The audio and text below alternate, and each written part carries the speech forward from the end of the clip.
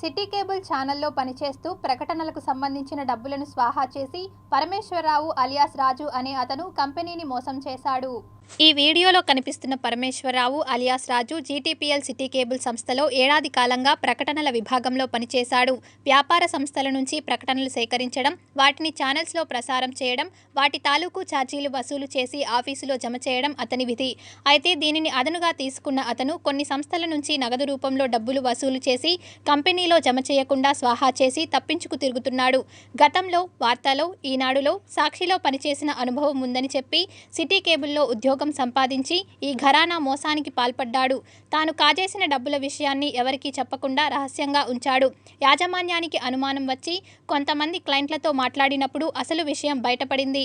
మేము ఏనాడో ప్రతినిధి పరమేశ్వరరావుకి డబ్బులు ఇచ్చేశాము, మళ్ళీ ఇప్పుడు అడుగుతున్నారా అంటూ వాళ్ళు నిష్ఠూరంగా మాట్లాడారు. దీంతో అతనిపై వెస్ట్ పోలీస్ స్టేషన్లో యాజమాన్యం ఫిర్యాదు చేసింది.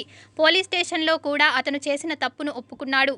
పోలీసులు కేసు నంబర్ 38/2024గా నమోదు చేసి దర్యాప్తు చేస్తున్నారు. సిటీ కేబుల్ సంస్థకు అతను సుమారు 16 లక్షల రూపాయల ప్రకటనల తాలూకు డబ్బులు జమ చేయాల్సి ఉంది. దీంట్లో ఈపాటికే 50-60 వేల రూపాయలు వసూలు చేసి స్వాహా చేశాడు.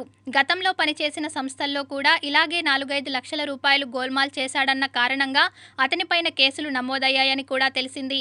ఇలా ప్రకటనల పేరుతో ఇంకా ఎంతమందిని మోసం చేస్తారో తెలియదు కాబట్టి ఇతని పట్ల అందరూ జాగ్రత్తగా ఉండాలని సిటీ కేబుల్ యాజమాన్యం ఓ ప్రకటనలో కోరింది.